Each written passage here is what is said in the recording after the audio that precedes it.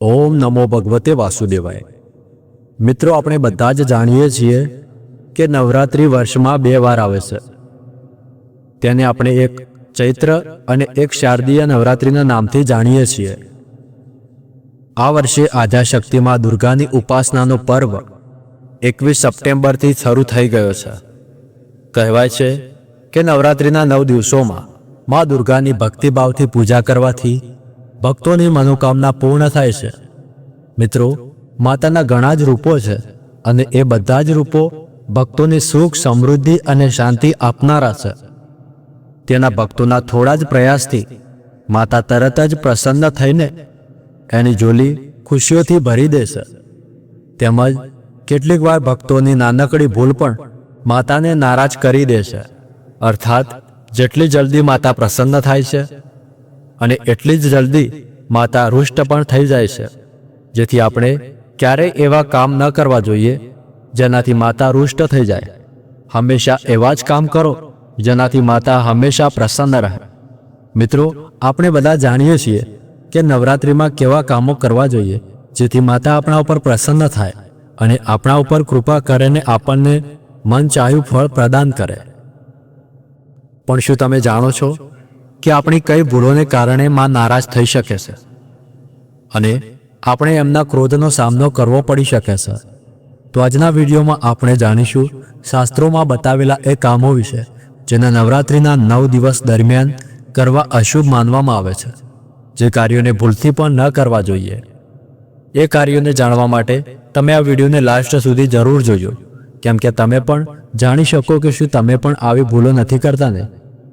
તો આ વિડીયો તમારા માટે ખૂબ જ મહત્વપૂર્ણ છે, તેથી વિડીયોને લાસ્ટ સુધી જરૂર જોજો। અને તમે ચાહો છો કે માં દુર્ગાની કૃપા હંમેશા તમારા ઘર પરિવાર ઉપર, તમારા સંતાનો ઉપર બની રહે, તમારા ઘરમાં ક્યારેય દુઃખ કે કલેશ ન આવે, તો આ વિડીયોને એક લાઈક કરી કોમેન્ટમાં જય માં દુર્ગામાં અવશ્ય લખી લેજો, જેથી એમની કૃપા હંમેશા તમારા ઘર પરિવાર ઉપર બની રહે। તો ચાલો આજનો વિડીયો આરંભ કરીએ।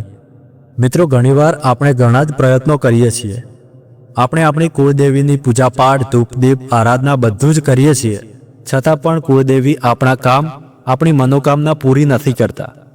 શાસ્ત્રોમાં બતાવ્યા પ્રમાણે તમારે આ કાર્યો વિશે જરૂર જાણવું જોઈએ, જેને નવરાત્રિના 9 દિવસ કરવા વર્જિત માનવામાં આવે છે। જો તમે નવરાત્રિના ઉપવાસ રાખો છો તો તમારે આ નિયમોનું પાલન કઠોર રૂપથી કરવું જ જોઈએ, નહીં તો તમારા દ્વારા કરવામાં આવેલા ઉપવાસના ફળથી તમે વંચિત રહી જશો। તમારા ઉપવાસનું કોઈ પણ ફળ તમને પ્રાપ્ત થઈ શકશે નહીં। તો ચાલો જાણીએ કે નવરાત્રિના 9 શુભ દિવસોમાં કયા કામો ન કરવા જોઈએ।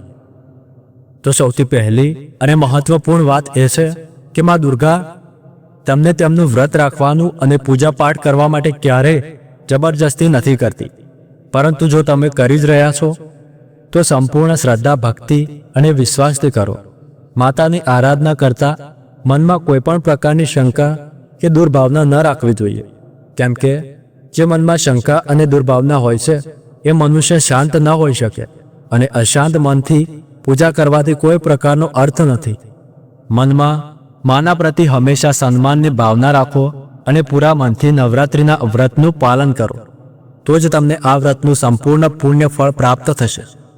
બીજી વાત, નવરાત્રિમાં કોઈ પણ પ્રકારના અપશબ્દો અથવા ગાળો અથવા કોઈના માટે ઈર્ષ્યા જેવી વાતો મોઢામાંથી ન નીકળવી જોઈએ, કેમ કે જે મોઢામાંથી આપણે માતાનું નામ અને સ્મરણ, મંત્ર, જપ અને આરતી કરીએ છીએ, તેથી આપણા મોઢામાંથી નીકળતા શબ્દો પવિત્ર હોવા જોઈએ। અપશબ્દ બોલીને માની પૂજા કરવાથી માતા ક્રોધિત થાય છે અને તેનું ખરાબ પરિણામ ભોગવવું પડી શકે છે।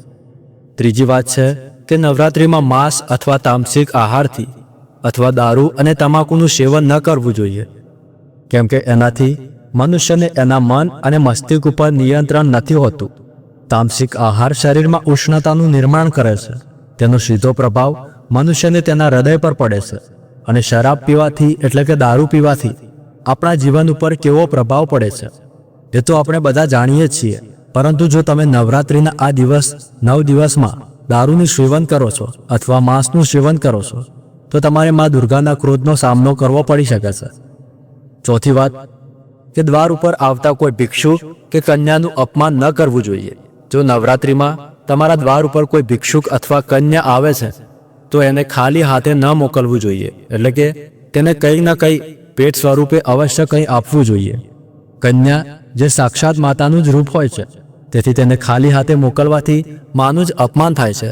સાથે જ દ્વાર ઉપર આવેલી ગાય માતાને પણ રોટલી જરૂર ખવડાવવી જોઈએ. નવરાત્રિના દિવસોમાં દ્વાર ઉપર આવેલી ગાય માતાને સાક્ષાત લક્ષ્મી માનવામાં આવે છે.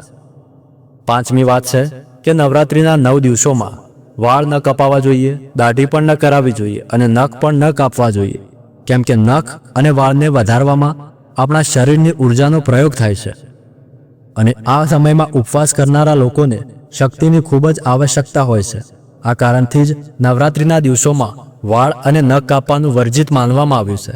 છઠ્ઠી વાત છે કે નવરાત્રિમાં જો તમે માતાનું વ્રત રાખો છો તો ચામડાની વસ્તુઓ જેવી કે બેલ્ટ, પર્સ વગેરે જેવી વસ્તુઓથી બચવું જોઈએ, કેમ કે આ વસ્તુઓ પશુઓને મારીને બનાવવામાં આવે છે, જો કે માતા દુર્ગાને બિલકુલ પણ પ્રિય નથી.